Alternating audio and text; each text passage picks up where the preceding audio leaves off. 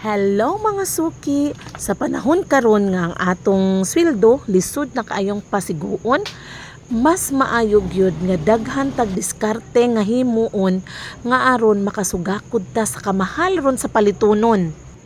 Labi na karon nga naatay mga estudyante karong paeskweelahonon, dili na gyud na sila mangiskwela nga walay kwarta. Unya pragluoy pod kaayo sila no nga kung mag-recess wa sila mapalit. Kita sa una sa atong panahon naaba gud toy recess, di ko kahinomdom ko naaba toy recess time kay mura man tug wala ray palit-palit. Basta lang kay ang akong mama naninda og hotcake, iya kong pabangonan og hotcake, iniguli na ako hotcake ra pod, usahay tinughong, usahay champurado. Mao di akong snack sa una, pero karon di na jud pwede kay maluoy ta sa tong mga anak nga may eskwela nga walay bawon kay naa naman dyo'y recess time.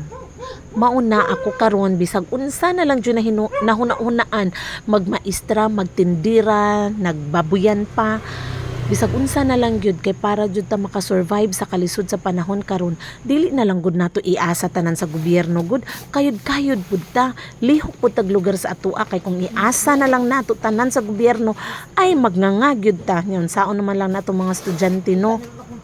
Usa na akong gikahibog nga nako diri sa ako ang tindahan, mahurot ang akong tinda, maglisod na kog pangumpra pagbalik sa akong mga kasari dinha.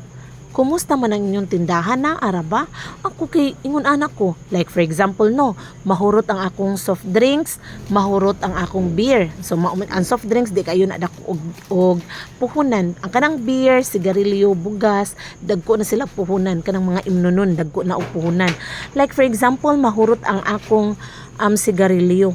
Maglisod na ko ana og pangumpra og sigarilyo. Asa ka di paingon ang halin kay ako manggod ang among